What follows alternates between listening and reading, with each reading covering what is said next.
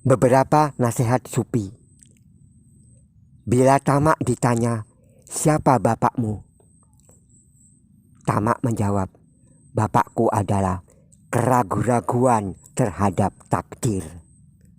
"Apa pekerjaanmu?" "Pekerjaan hina." "Apa tujuanmu?" "Penghalang."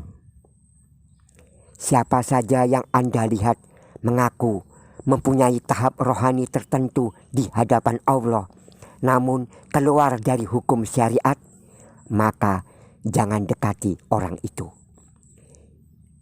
Prinsip tasawuf adalah meneguhkan diri pada kitab dan sunnah, meninggalkan hawa nafsu dan bid'ah, menghormati para syekh, peduli pada kesengsaraan makhluk, melanggengkan wirid atau zikir, dan meninggalkan ibadah rukhsah keringanan, meninggalkan pula penakwilan. Seorang fakir adalah makanannya apa yang didapat, pakaiannya apa yang dapat menutupi, dan tempat tinggalnya dimanapun ia mau tinggal. Penyakit seorang manusia adalah keridhaan dirinya terhadap nafsunya sendiri. Orang yang hina adalah orang yang tidak mengenal jalan menuju kepada Allah dan tidak pula berusaha untuk mencari tahu. Orang awam tobatnya karena dosa, orang khawas tobatnya karena kealpaan. Barang siapa muraqabah kepada Allah dalam gerak-gerik hatinya, Allah akan menjaganya dalam gerak-gerik tubuhnya. Barang siapa memejamkan matanya dari segala hal yang diharamkan, mengekang nafsunya dari syahwat, meramaikan hatinya dengan muraqabah yang dilanggengkan, sementara lahirianya mengikuti jejak as-sunnah, kemudian mengembalikan dirinya pada makanan halal, maka firasatnya tidak akan salah.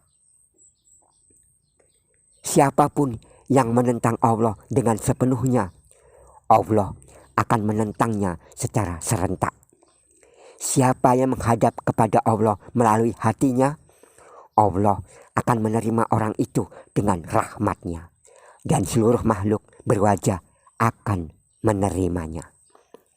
Siapa yang menghadap Allah hanya sekali-kali, Allah mencurahkan rahmatnya sewaktu-waktu saja. Abul Qasim Al-Junaid bin Muhammad, wafat tahun 297 Hijriah atau 910 Masehi, pemuka tarekat kaum sufi. Salah satu gurunya adalah pamannya As-Sari. Ketika di tangannya berkait tasbih, ia, Abul Qasim Al-Junaid bin Muhammad, ditanya, "Anda dengan kemuliaan Anda memakai tasbih di tangan?" Ia menjawab, "Diamlah engkau, melalui tasbih ini justru aku dapat sampai kepada Tuhanku. Oleh karena itu, aku tidak melepaskannya." Daiyah bertanya kepada Abu Sulaiman Daud bin Nusair At-Toi, wafat tahun 165 Hijriah atau 781 Masehi. Daiyah bertanya, "Apakah Anda tidak menginginkan roti?" Abu Sulaiman Daud bin Nusair At-Toi menjawab, "Di antara kunyahan roti dan minum, aku memilih membaca 50 ayat suci." Berbuat waroklah dari hal-hal yang bukan menjadi bagianmu. Kemudian bersyukurlah terhadap hal-hal yang menjadi bagianmu. Tidak ada tidur yang lebih berat ketimbang kealpaan.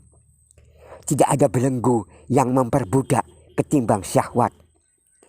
Apabila muatan berat kealpaan pada dirimu tidak ada, tentu engkau tidak terbuai syahwat. Bila Anda melihat seseorang diberi karomah-karomah, bahkan dapat terbang di udara, maka Anda sekalian jangan tertipu sampai Anda benar-benar menyaksikan bagaimana orang tersebut menjalankan perintah dan menjauhi larangan, menjaga hukum-hukum, serta menunaikan syariat. Inilah Mutu Manikam dari kitab Al-Hikam, dikarang oleh Syekh Ahmad bin Muhammad Athaillah As-Sukandari. Sebagian isinya, siapa yang merasa dirinya tawadu, benar-benar dia telah takabur. Sebab tidaklah ia merasa tawadu kalau bukan karena sifat tinggi darinya. Maka kapan saja engkau merasa dirimu tinggi, maka engkau telah benar-benar takabur. Bukan tawadu bila orang yang tawadu merasa ia berada di atas apa yang ia lakukan. Tapi tawadu adalah orang yang ketika tawadu merasakan bahwa ia berada di bawah apa yang ia lakukan. Hakikat tawadu adalah bertawaduknya seseorang karena melihat keagungan Allah dan sifat-sifatnya. Tidak ada yang dapat mengeluarkan engkau dari sifat angku, kecuali engkau memperhatikan sifat-sifat Allah. Jikalau kamu sudah tahu bahwa setan itu tidak pernah lupa kepadamu, maka janganlah kamu lupa kepada Allah yang nasibmu ada di dalam kekuasaannya. Dijadikan setan itu sebagai musuhmu, agar kamu menjadi bosan kepada setan itu dan segera berlindung kepada Allah. Allah tetap menggerakkan nafsumu agar kamu tetap menghadap kepadanya. Tanda-tanda orang yang arif dalam beramal adalah ia tidak membanggakan amal ibadahnya. Harapannya kepada Allah juga tidak berkurang manakala ia berbuat hilaf. Semangat dan cita-cita yang bergelora tetap tidak akan mampu mengoyak takdir Allah. Tenangkan dirimu dari memikirkan urusan duniawi, karena apa yang telah direncanakan Allah tidak perlu kamu pikirkan. Apabila kamu ingin mengatur diri juga, maka lebih baik aturlah agar dirimu tidak mengatur. Semoga ikhtiar yang baru akan mendapat ketentuan Allah yang baru pula. Bersungguh-sungguh dalam mencari rezeki yang sudah dijamin oleh Allah, tetap mengurangi berbuat apa yang diwajibkan. Sekali lagi, barang siapa yang bersungguh-sungguh dalam mencari rezeki yang sudah dijamin oleh Allah, tetapi mengurangi berbuat apa yang diwajibkan, itu menunjukkan basiroh atau mata hatinya telah tertutup. Jangan sampai permohonanmu kepada Allah hanya sebagai alat untuk mendapatkan pemberiannya. Perbuatan seperti itu berarti engkau tidak memahami kedudukanmu terhadap Allah. Bermohonlah dengan melahirkan dirimu sebagai hamba karena kewajibanmu terhadap dirimu.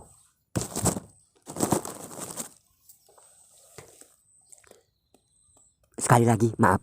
Bermohonlah dengan melahirkan dirimu sebagai hamba karena kewajibanmu terhadap Tuhanmu.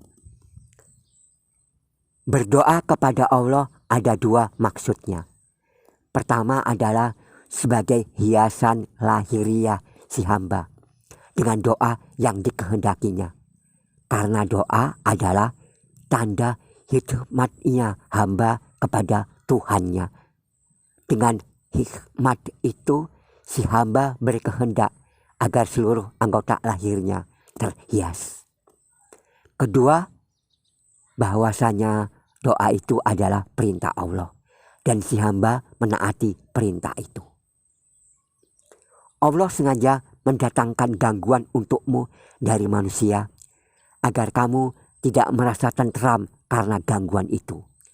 Allah memang menghendaki kamu gelisah agar kamu selalu ingat kepada Allah karena kegelisahan itu.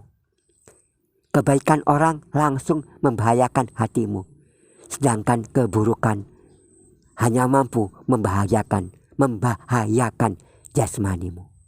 Sekali lagi, kebaikan orang langsung membahayakan hatimu, sedangkan keburukan orang hanya mampu membahayakan jasmanimu.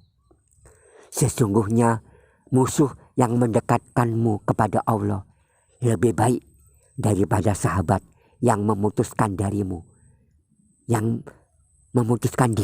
dari Allah.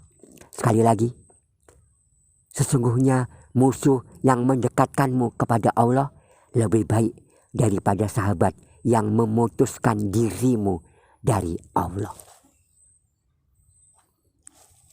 Ilahi alimni min ilmikal mahzuni.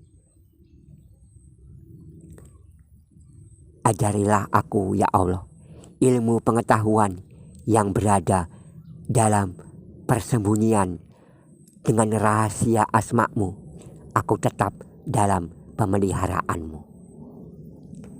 Ilahi, keluarkan aku dari kehinaan, bersihkan aku dari keraguan, sucikan aku dari syirik sebelum aku masuk ke liang kubur. Tolong dan bantulah aku, padamu jua aku berserah diri. Jangan jadikan untuk beratnya beban, hanya padamu aku bermohon. Janganlah tinggalkan aku dalam kekecewaan, karena pada karuniamu aku berpengharapan. Janganlah engkau tolak aku bermohon dan mendatangimu penuh harapan. Jangan jauhi aku dalam ketertinggalan, aku berada di pintumu. Janganlah aku diusir dari sisimu. Amin. Wassallallahu ala sayyidina Muhammad wa ala alihi wasallam. Walhamdulillahirabbil alamin. Assalamualaikum warahmatullahi wabarakatuh.